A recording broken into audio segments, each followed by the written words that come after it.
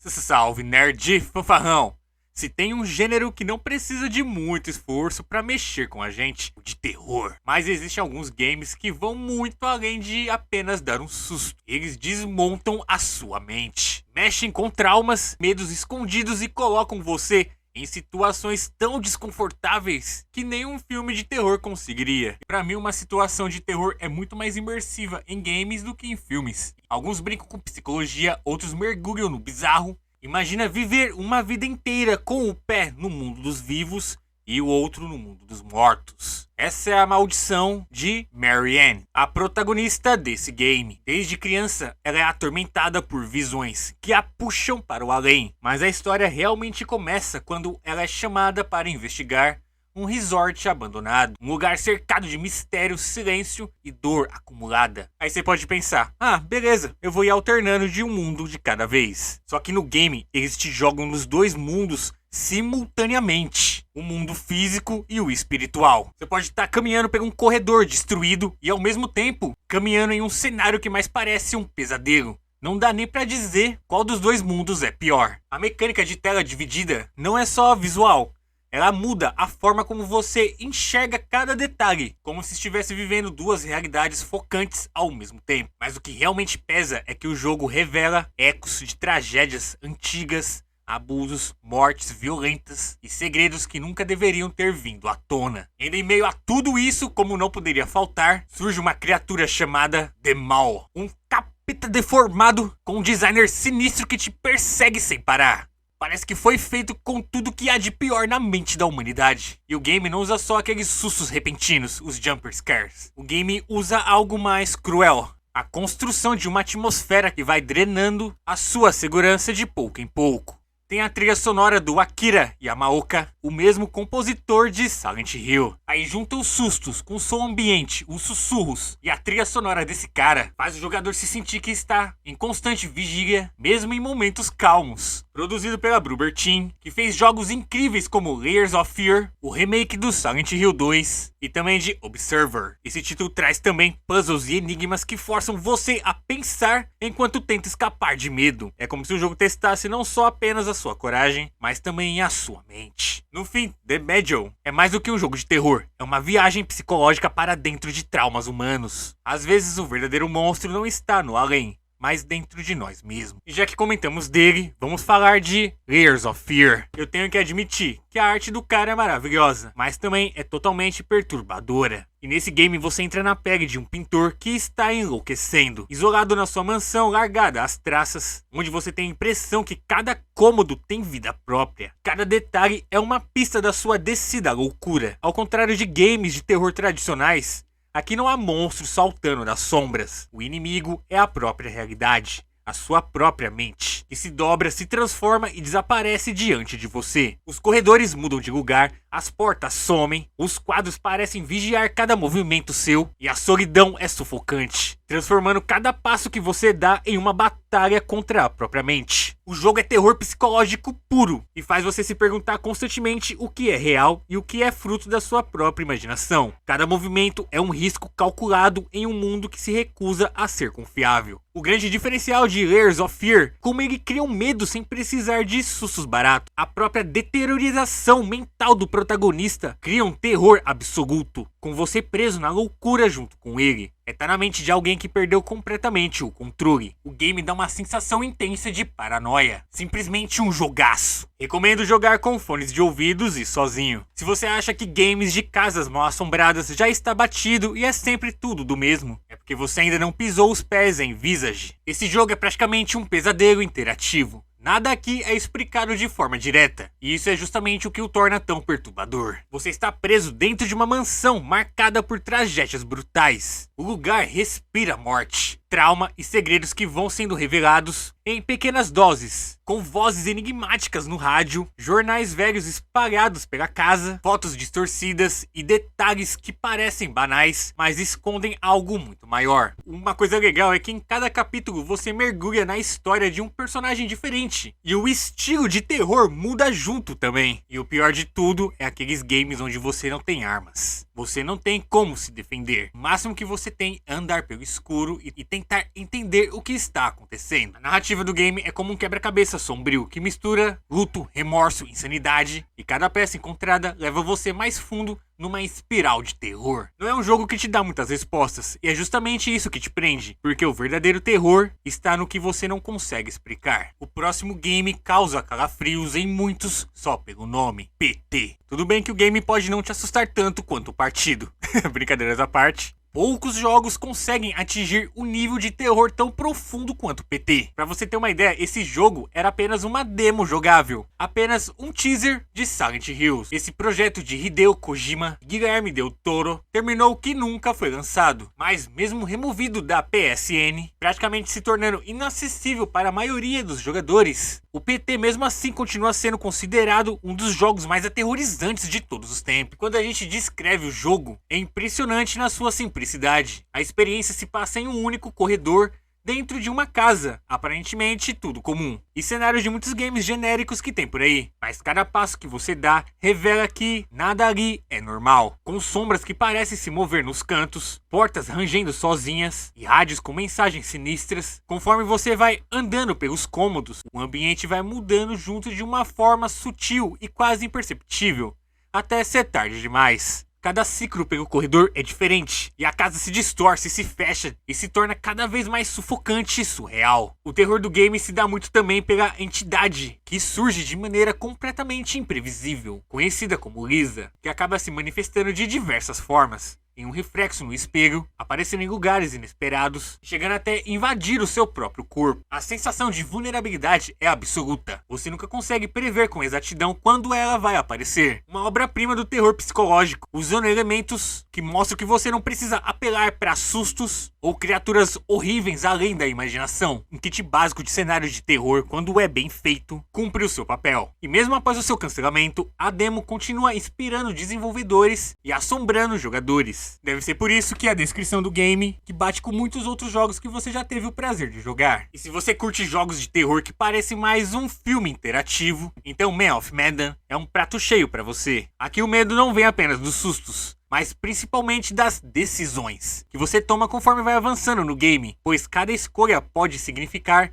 vida ou morte para os personagens. A história começa tranquila, com 5 amigos decidindo fazer um mergulho para explorar destroços de um avião afundado. Mas o que parecia uma aventura acaba levando todos a bordo de um navio fantasma da Segunda Guerra Mundial. Um lugar sufocante, escuro e cheio de segredos macabros. E é aí que o jogo mostra sua força. Você tem o controle da narrativa, pois cada decisão, cada resposta ou até mesmo um reflexo atrasado pode custar a vida de alguém e não tem volta. Se um personagem morrer, ele está fora da história para sempre. E essa imprevisibilidade cria uma tensão constante e muita vontade de jogar, pois você nunca sabe se está escolhendo o caminho certo até ser tarde demais. E o game mistura não só terror psicológico, como também lendas marítimas, com uma pitada de conspiração militar. E quando você acha que já entendeu tudo, o jogo te apresenta um novo plot twist, que muda completamente a forma como você estava enxergando a história. É aquele tipo de game com reviravoltas que faz você querer rejogar só para perceber os detalhes que você tinha ignorado. Outro ponto muito forte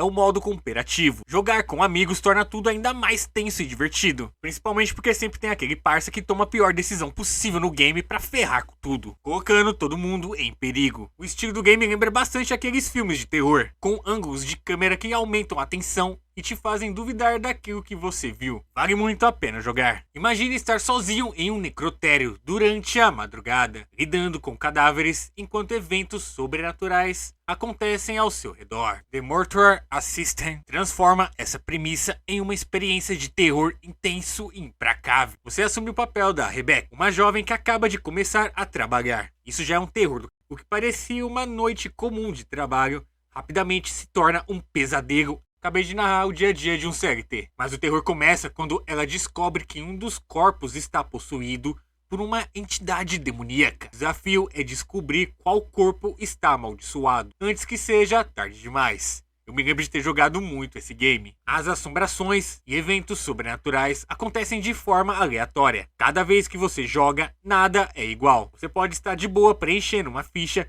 se virar por um segundo e sentir algo observando você pelo canto da sala. apenas para perceber que desapareceu no instante seguinte. E em algumas partes você até consegue manusear algumas ferramentas de trabalho para usar nos corpos. A sensação de estar em um lugar onde algo não quer que você esteja, misturando com a imprevisibilidade dos eventos, faz uma das experiências mais assustadoras do gênero dos últimos anos. Quem já não se questionou como seria trabalhar em um necrotério e acabar passando por fenômenos sobrenaturais? O jogo é sinistro e vale a pena jogar, e não é tão pesado assim para o PC. Se você é fã de Dark Souls ou Elden Ring, provavelmente nunca imaginou que a From Software já tinha flertado com o terror psicológico muito antes desse sucesso. Em 2004, ainda na época do PlayStation 2, o estúdio lançou Kwon, Survivor Horror, tão obscuro que até hoje pouca gente conhece, mas quem jogou nunca se esqueceu. A trama se passa no Japão feudal, em uma mansão amaldiçoada,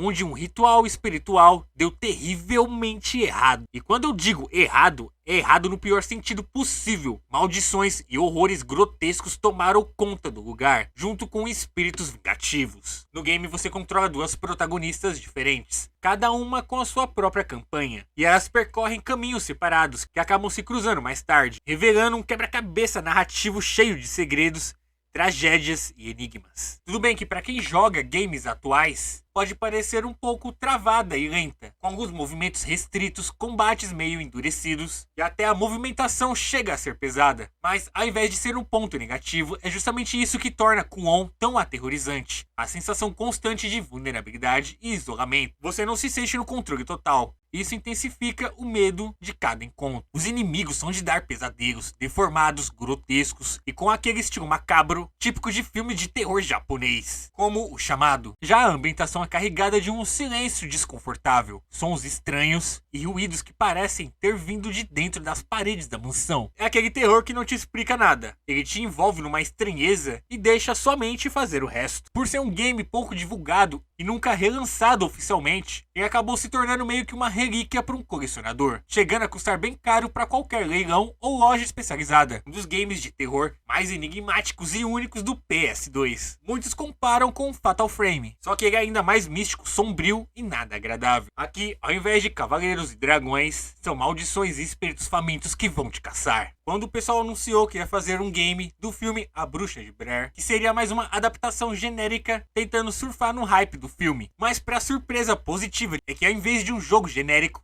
ele acabou se tornando uma das experiências mais imersivas e psicológicas do terror moderno. No game você controla Alice, um ex-policial atormentado por traumas do passado, que parte em busca de uma criança desaparecida na lendária floresta de Black Hills. Aquela mesma que serviu de palco para o filme original. Só que diferente da maioria dos games de terror, aqui você não está totalmente sozinho nessa missão. E nessa jornada ele acabou levando seu melhor amigo, o Bullet, que te ajuda tanto no game, como também é um alívio emocional no meio de tanta escuridão e terror. Mas essa sensação de segurança não dura muito, pois aos poucos tudo começa a ficar distorcido e o tempo parece não seguir as regras normais. E a memória do protagonista começa meio que se misturar com alucinações bizarras. Tem aquelas cenas sinistras, onde você usa uma câmera que dá uma sensação de realismo. A floresta é praticamente um personagem por si só, viva, sufocante e imprevisível. E do nada, algo que parece familiar, de repente se torna estranho. E é um daqueles games que o desfecho não apenas choca você, mas fica ecoando na sua mente por dias. Silent é uma franquia meio escondida no mundo dos games, quase que um tesouro secreto de terror. Mas quando Silent Broad Curse chegou no PlayStation 3, a coisa mudou de patamar. O jogo transporta o jogador para uma aldeia japonesa isolada, marcada por um ritual muito macabro que obviamente deu muito errado. E o resultado? Moradores se transformaram nos Shibito, criaturas com visual perturbador que lembram bastante zumbis, mas com um detalhe ainda mais sinistro. Eles mantêm a sua consciência, ou seja, não são apenas mortos-vivos vagando sem rumo, mas sim seres presos em um sofrimento eterno, conscientes da sua própria desgraça. E o game traz uma coisa muito divertida, pois você pode controlar diversos personagens em episódios interligados, como se estivesse vivendo uma verdadeira série de terror interativa. Isso dá ao jogo um ritmo de suspense constante, já que cada personagem revela um pedaço da trama, e todos os acontecimentos se conectam num quebra-cabeça sombrio. Mas o grande diferencial mesmo está na mecânica Side Jack, um sistema que permite você enxergar através dos olhos dos monstros. Isso até pode parecer uma vantagem para você, mas na prática isso só aumenta a tensão. Você vê o que eles estão vendo, muitas vezes te procurando, antes mesmo de encontrar a criatura frente a frente. Isso cria uma sensação de impotência e paranoia, já que poucos jogos conseguem entregar. O game, lógico, traz elementos culturais japoneses, mergulhando nas suas lendas e trazendo aquela atmosfera sufocante, que só o velho terror oriental consegue criar. Diferente de muitos survival horrores ocidentais que focam mais em ação, esse aqui aposta na opressão psicológica, no silêncio desconfortável e no medo do desconhecido. Agora vamos para uma obra-prima dos anos 2000. Se você gosta de games urbanos, daqueles que parece que você está vivendo um crime real, Condemned Criminal Oranges é obrigatório para você. Aqui você assume do que um caso policial já poderia trazer. O jogo começa num clima de thriller investigativo, mas rapidamente desce ladeira abaixo, uma pesadelos de pura tensão. O ambiente traz prédios abandonados, metrôs desertos e em decadência, corredores estreitos, podendo usar objetos encontrados no dia a dia como canos enferrujados, tábuas, arrancadas de paredes, até machados improvisados. Cada luta parece uma briga de vida ou morte, num combate totalmente corpo a corpo, e os inimigos não economizam em gritos ensurdecedores, movimentos imprevisíveis e sensação de possessão. O terror não se limita só ao físico, mas também no psicológico, onde você também questiona a sanidade do personagem. Infelizmente esse game não é muito lembrado, combinando investigação, brutalidade, horror psicológico de maneira única. Dread 2 é um game para quem gosta de terror asiático, uma verdadeira joia escondida em lendas urbanas da Indonésia. O jogo faz uma combinação muito interessante de horror sobrenatural com uma pegada urbana moderna. Pode até lembrar o Fatal Frame atual, mas totalmente ambientado na cultura local. Uma coisa muito interessante é como a personagem linda tem a opção de se esconder nos lugares mais incomuns que você pode imaginar, trazendo muito mais imersão no jogo, pois muitos cenários de terror, se fosse na vida real, você poderia falar, mano, eu me esconderia ali. E além disso, a personagem consegue interagir com o mundo dos mortos. Tudo isso através do seu celular. Ele tem uma mecânica de fotografar e exorcizar fantasmas com a câmera, que acaba se tornando o coração do jogo. Mas não é só isso, a personagem não só se esconde e foge. Nós ainda temos a opção de combate corpo a corpo. Você passa por escolas abandonadas, ruas desertas, prédios sombrios, com monstros grotescos que criam um clima sufocante, que te mantém na ponta da cadeira. Tudo bem que se você comparar com jogos atuais, fica muito nítido que o game tem um orçamento inferior. Mas vou falar pra você, a criatividade do jogo e a forma que ele coloca a cultura e as lendas da Indonésia eleva a experiência para outro nível. Você tem que ver como que são as criaturas desse game. E cada encontro sobrenatural parece ser uma história própria. As criaturas são muito bizarras. É um daqueles games que não são esquecidos facilmente, por ter uma identidade própria. The Evil Within, criado por Shinji Mikami, o mesmo gênio por trás de Resident Evil. O jogo é um verdadeiro pesadelo interativo e te prende do começo ao fim. Aqui você controla o detetive Sebastian Castellanos, jogado em um mundo onde tudo parece distorcido. O game lembra muito filmes de terror dos anos 2000, e pra mim me passou uma pegada bem de aventura, já que é cheio de armadilhas espalhadas pelo ambiente. Parece um Indiana Jones de terror.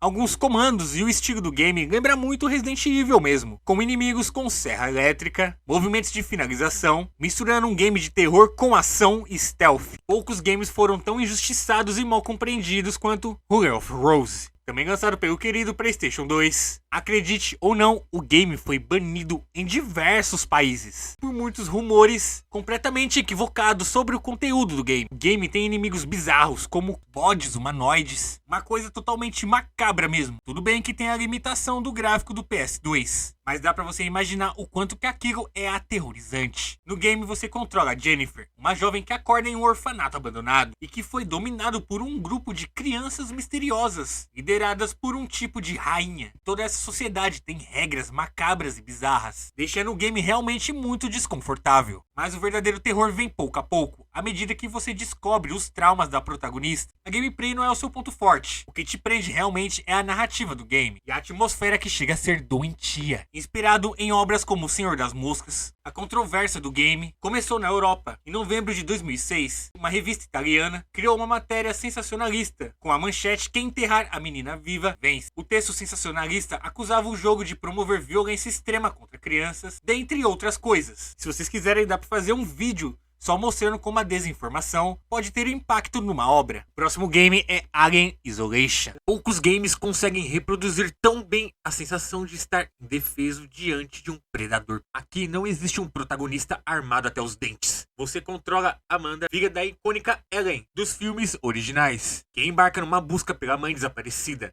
e acaba presa em uma estação espacial isolada, onde a solidão e o medo se tornam companheiros. Mas a grande estrela, ou melhor, a grande ameaça, é o Xenomorfo. Diferente de qualquer inimigo tradicional, ele não segue padrões fixos. Em vez de agir como um simples boneco programado, o Alien reage às suas escolhas. Ele simplesmente se adapta, fareja e te persegue de forma imprevisível. Isso significa que você não está seguro em lugar algum. Um armário, uma tubulação ou uma sala escura podem até te salvar por alguns segundos, mas nunca por muito tempo. Para você pegar um padrão para sempre se esconder do Alien, cada encontro se transforma em um jogo psicológico de gato e rato, onde o mínimo erro é fatal. O jogo recria a estética futurista dos filmes originais, com uma fidelidade impressionante, transportando o jogador para corredores frios, úmidos e cheios de fumaça da estação. Telas antigas, luzes piscando, reforçam a atmosfera de abandono. Já o trabalho sonoro é simplesmente angustiante. Ecos, passos metálicos, sussurros e aquele barulho característico do Alien atravessando os dutos criam a sensação constante de perseguição. Também muito mais do que só um jogo de sobrevivência. É uma experiência de terror que testa os seus nervos a cada momento, testando sua paciência, sangue frio e estratégia. Para muitos, é o título que melhor captou o espírito dos filmes originais. Um dos survivors mais aterrorizantes já feitos na história dos games. Enquanto Silent Hill mergulha na loucura da mente, Fatal Frame prefere arrastar o jogador para um terror espiritual, onde cada passo é acompanhado por ecos de dor e sofrimento. Em The Torment, você não controla apenas um protagonista, mas sim 3 personagens entrelaçados por uma maldição que se manifesta através dos sonhos perturbadores. Não existe espadas ou armas de fogo. O combate é feito com a câmera obscura, um artefato sagrado, mas para você poder usar, você precisa fazer o impensável. Olhar para o inimigo, deixar que ele se aproxime e encarar o desespero de frente e fotografá-lo no instante certo. Essa mecânica transforma cada confronto em um duelo psicológico, onde coragem e medo caminham lado a lado. A atmosfera é sufocante, os cenários misturam o real e o onírico, com rituais esquecidos, espíritos vingativos e corredores onde a tristeza parece palpável. E o jogo não assusta apenas com fantasmas, ele carrega o peso de traumas, perdas, culpas e os personagens arrastam consigo, fazendo com que o jogador sinta, além do medo, uma estranha melancolia. Cada novo sonho parece mais longo e mais cruel, aumentando a sensação de que o protagonista está lentamente se perdendo em um ciclo sem fim. Lançado para PlayStation 2, até hoje é lembrado como um dos jogos mais intensos do gênero, mostrando que terror não é só sustos repentinos, mas a capacidade de fazer carregar aquela sensação de desconforto e agonia. Quando foi anunciado que haveria um remake de Dead Space, muitos fãs ficaram divididos entre expectativa e o medo de um jogo maravilhoso ser estragado. Mas o que recebemos não foi apenas uma nova versão, foi uma reimaginação poderosa que consegue honrar o jogo original enquanto o transforma em algo ainda mais intenso e perturbador. Você volta a viver na pele de Isaac Clarke, um engenheiro que nunca pediu para ser herói, mas que acaba sendo preso na nave Ishimura, uma nave gigantesca convertida em um verdadeiro inferno metálico. Os tripulantes não estão mortos, pelo menos não do jeito tradicional. Eles acabam retornando como necromorfos, criaturas grotescas que gritam, rastejam e avançam de maneiras imprevisíveis. Diferente de outros jogos, é que atirar na cabeça não adianta. A única saída é mutilar cada membro do inimigo, desmembrando essas abominações para poder sobreviver. O que já era aterrorizante no original, agora é potencializado. Os gráficos da nova geração dão um peso visceral às cenas, com corredores mal iluminados, cada sombra parece esconder a morte. Mais do que sustos pontuais, Dead Space Remake é sobre imersão total no desespero. Cada porta que você abre, cada corredor vazio, traz uma sensação de estar sozinho contra o impossível. Este remake não só reviveu com maestria uma obra-prima, ele solidificou Dead Space como uma das maiores experiências de horror espacial já feitas. Um dos games que prova que, quando bem feito, um remake pode transformar a memória em um novo pesadelo inesquecível. Se a franquia Amnésia já carregava a coroa do terror absoluto, The Bunker não apenas a segura, ele a enterra dentro de um pesadelo subterrâneo. Agora você não é apenas um sobrevivente. Você é um prisioneiro de um labirinto da Primeira Guerra Mundial, onde cada escuridão é tão densa quanto o medo, e algo inteligente e faminto rasteja atrás de você. O que torna este jogo implacável é a sensação de imersão brutal. Lá, nada é simples. Abrir uma porta significa vasculhar em pânico pela chave. Atravessar um único obstáculo exige riscos calculados. E cada gesto pode ecoar nos corredores, denunciando a sua presença. O inimigo não é apenas uma sombra. Barulho demais, ele ouve. Luz em excesso, ele enxerga. Silêncio absoluto, talvez seja exatamente isso que ele esteja esperando. Aqui o terror não é ensaiado, é orgânico, cruel e imprevisível. Aqui não há sustinhos baratos.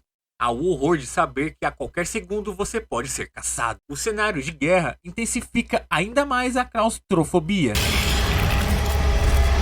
Se você busca terror psicológico cru e perturbador, Madison é uma descida direta ao abismo da insanidade. Aqui você assume o papel de um jovem aprisionado em uma casa carregada de segredos e maldições. Perseguido pela presença sufocante de Madison, uma serial killer que transcendeu a morte através de rituais sangrentos realizados com uma câmera amaldiçoada. E essa câmera sobrenatural é o coração do pesadelo. Com ela você captura imagens que revelam verdades que não deveriam ser vistas. Mas cuidado, o que surge na foto nem sempre pertence ao mundo real, e algumas revelações são piores do que a própria escuridão. Cada clique traz a sensação de que você não deveria ter apertado o obturador. A atmosfera é de horror sufocante, corredores estreitos, portas que rangem, ruídos que não têm origem, puzzles que parecem feitos para enlouquecer a mente. Madison não se limita a sustos programados, ele constrói uma espiral de tensão psicológica, paranoia crescente, te arrastando para o mesmo estado de insanidade que consome o protagonista.